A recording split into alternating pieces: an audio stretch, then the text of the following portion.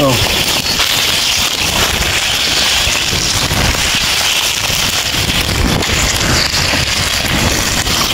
Kala natin rat snake.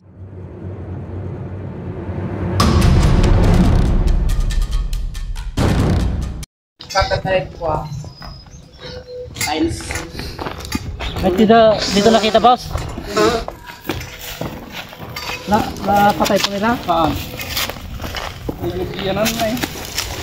Sa silong. Nung tinanggal po nilang ganun, tumakbo na pa siyang paganyan. Ito mga boss, may nakatambak daw na kwan dito, mga tiles. Saka ano. Pero malaki daw po yung nasapan. Sabi naman nila, ito yung nag-ano. Ano niya, dito daw tumakbo sa baba na to. Kasi may ginagawang ano rito yan. Pakita mo yung ginagawa nilang maganda. Private. Ito po natin nahanapin sa ano sa baba. Na maluwang yung area. Hindi bunto na, mga hindi buntaw. Titignan lang natin dito yung mga punso. Ikot. Ang time pinapacheck ni... Anong pangalan po na may-ari? Andrea yung babae. Nasaan po siya? Sa Manila. Baga mahintay niyo. Ay, darating ngayon. Ayan, nasa Manila po pala yung kausap natin, si Ma'am Andrea. Ang nagpatawag sa atin dito kasi dito daw nakuha yung obra na malaki. Yan, titik natin itong taikot na to at medyo maluwang yung, yung area. Yan, kasama po natin si Kagawad Rolly dito sa barangay Bilyabuado dito sa bayan po ng Talugtog. Yan, si Kagawad po na natin ito. Ay, nakita dito po siya tumakbaw. Ano po ba itong chlorine po ba ito? Hindi, pinaghaluan lang po ng ano. Nung pagkagaling po niya doon, dito siya tumakbo pa ganyan. Dito. Hindi ko alam kung may butas doon. Pinaghaluan. Wala siyang butas. Dumiretso yung pababa dito. Opo. Wala siyang butas eh. Wala. Hingalap nila nga ito rin. Opo, pero dito daw po Kagawad tumakbo. Sabi ni Kuya. Yan, sinundan niya po siguro ito pababa. Dito.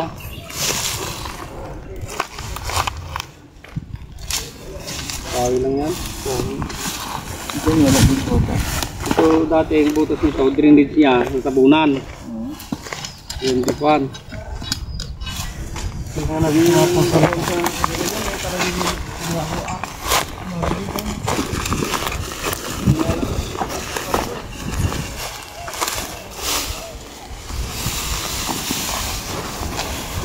Dito yung sinundan nila kung daanan ng tubig nito pababa.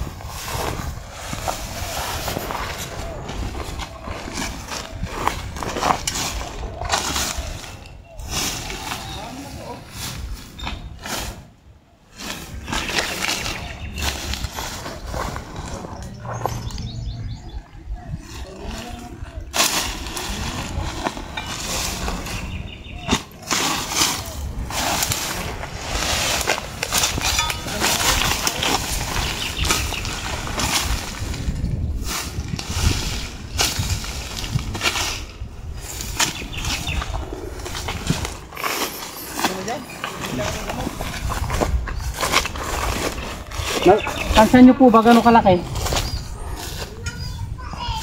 May gabraso po ba yung laki niya? Hindi po, parang isang boteng ano. Ay, bote ng soft drink. Na rin ah.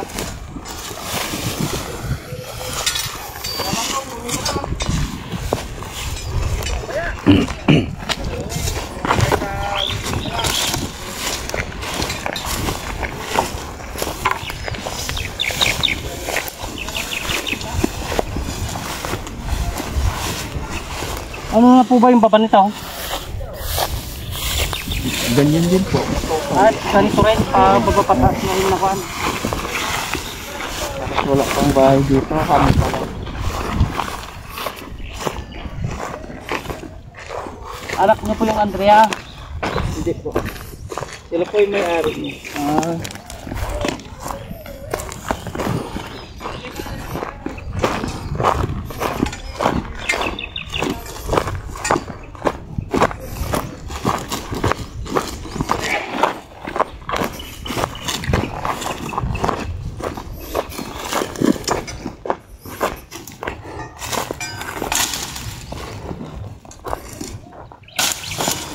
Kasi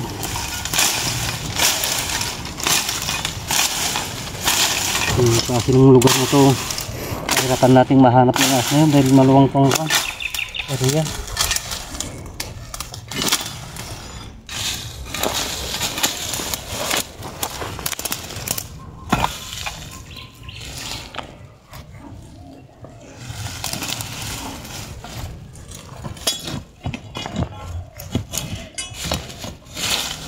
Ito.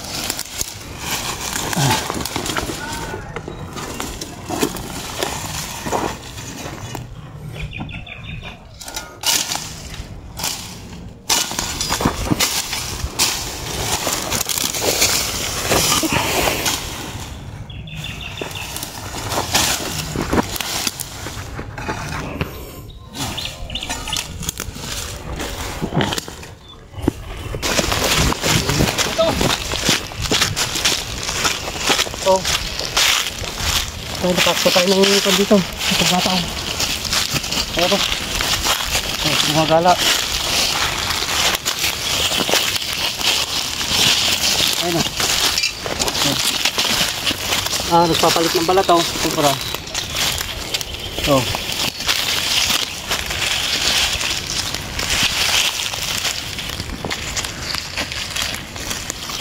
Kala natin rat snake. Sobra pala to. Oh. Ayan, nagpapalit ka ng balat. Oh.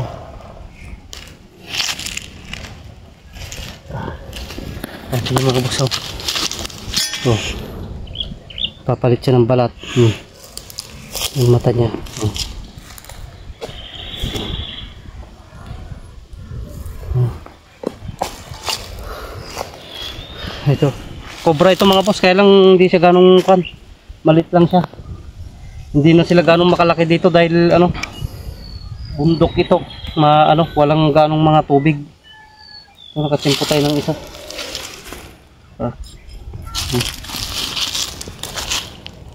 Masa natin ang kamandag. Pero hindi ito yung nakita nila.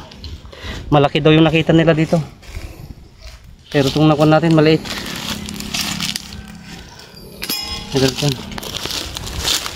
Yung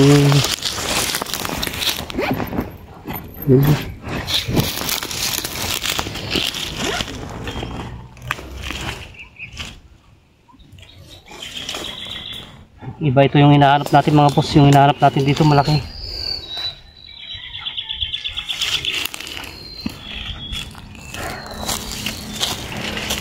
Itong area na ito mga boss, pahirapan talaga nating hanapin dahil napakaluwang itong area na to, lalo kung na ito talagang habitat na ng mga cobra to, itong paikot ng kanila.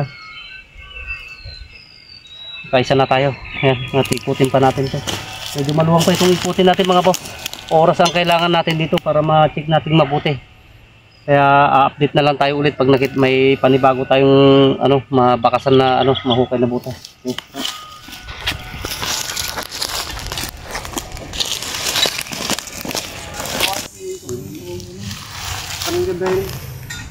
Okay. Yan mga boss, kasama po natin si Kagawad Rolling. Yan, titik natin itong napakaluwang na farm ni Madam Andrea dito sa Barangay Villabuado. So, nasuyod na po natin yung kabila, nakaisang pan pa lang tayo, isang Philippine Cobra na maliit. Pero ito, kasama natin siya, check pa natin itong pan na to. Check pa natin itong paikot na to at medyo maluwang po pala itong farm na to. Dito na lang sila nakakakita ng kwan, medyo malalaki na. Sana makapunta ulit tayo dito. Pero sa mga ganitong kwan, pag-agagala yung mga kwan dito. Mga dito yung klase ng lugar na to.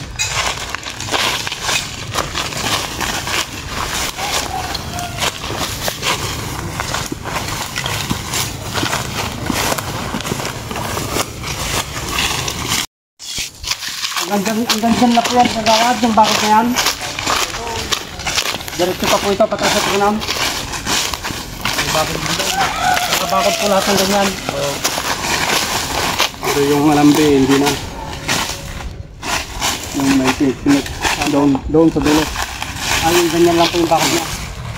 Ba't yung ganyan, paganyan pa yun. Yung istarya, napakaluwag. Kumbaga hindi naman siya masukal mga boss, malinis naman. Ang hanapin lang talaga din natin dito yung mga sightings, yung mga bahay ng mga ahas kung saan sila naglulungga. Ba't may mga pinaghukayan po kagawad? Yung mga yun? Yung mga kanan.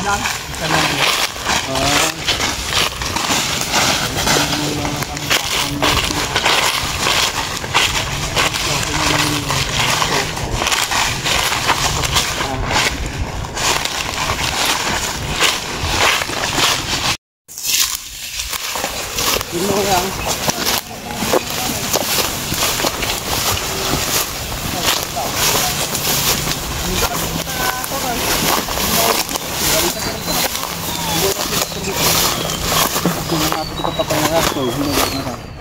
Kaya tabit kita yan na ang kaigid kilungog. Ang lungog na natin ha. Ang naman. Nakaman. Balas mo na kamara. Lungog na. Ibitang talo na ito. Balas na ito.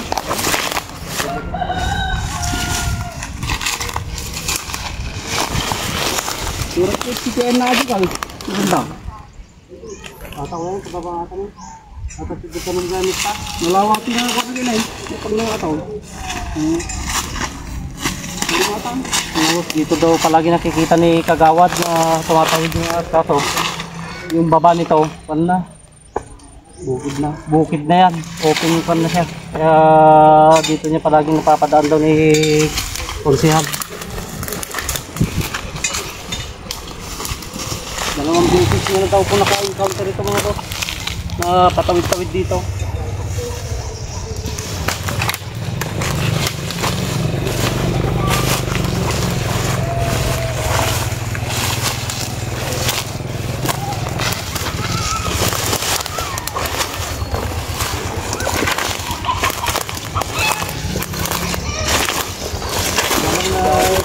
Bakit ko ng gagawin yan na sinusundan niya Kagawad yung po sa baba na yan medyo masukal na dyan sa kabila yun siya pababa pa gano'n medyo nagawin niya papunta dito bukit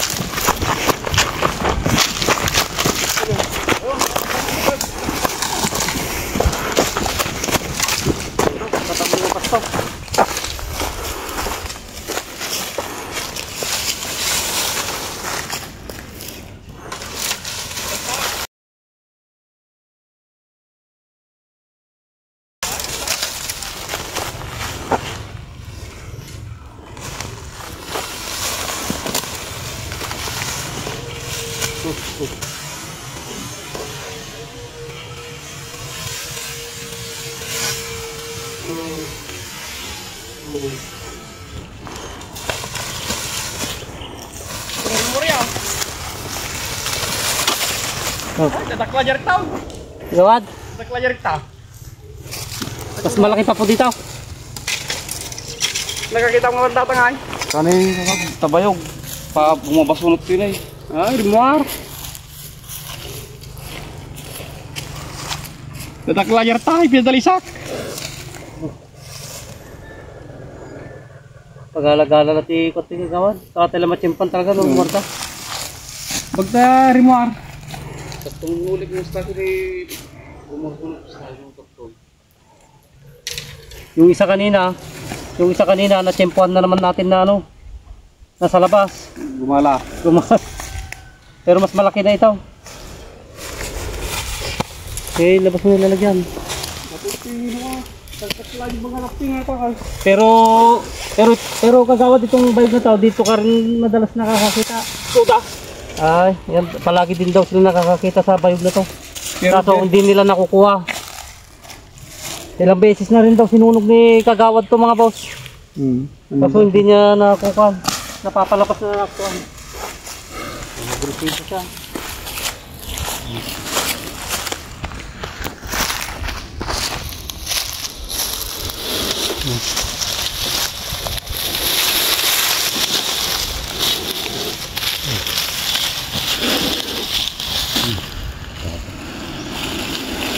Ada pinapurpuro ya, yung mata. Akan sa tinaut ka, tanga rin.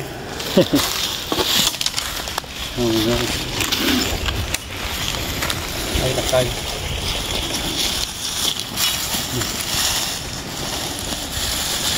Kabudog mo kaliyo ko yun, magpita na yung tanawan na para tumarang.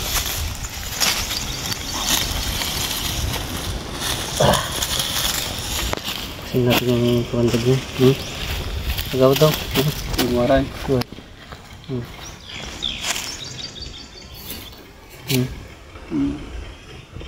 Ngayag dito yung may samay.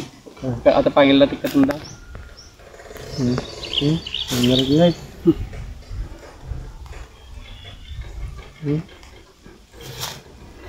Anong nilabas na ako?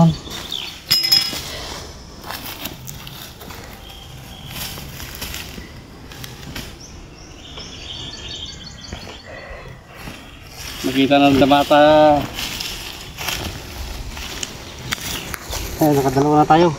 7 hektarya mga boss tong sinecheck natin na to. Manggahan, napakaluwang tong farm na to.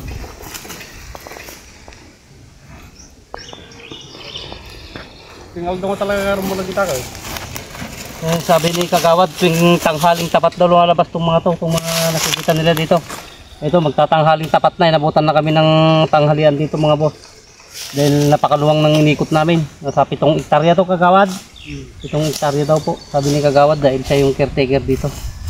Natempo natin lumabas dito sa ano.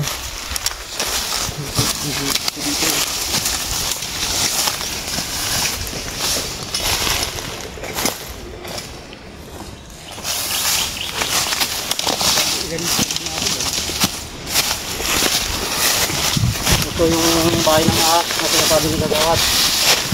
Ang basic niya yung sinunod to. Kaso hindi raw makuha-kuha dahil kan ang butas nito sigurado sa ilalim niyan. Sa ilalim nitong kan na to. Kahit makita natin yung butas nito, hindi rin mahuhukay. Hindi rin natin mahuhukay. Sakto lang na nakalabas siya.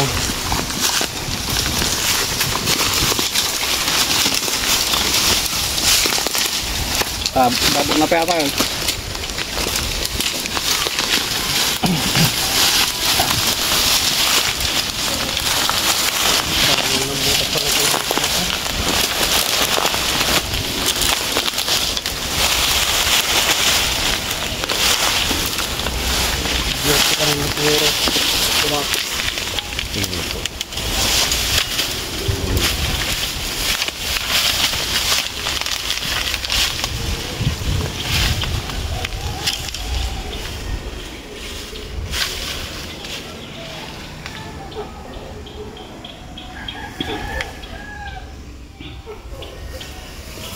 Sana ang markon mo tawagin mo lang yung aas lalabas na.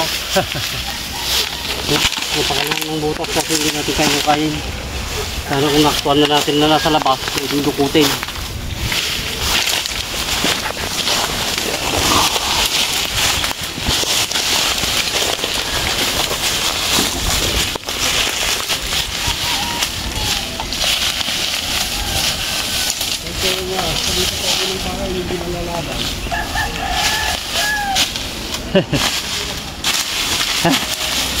Nakadalawa na tayo. Nakasama natin si Kagawad mula nung una hanggang ngayon. Ang oras na natin linikot.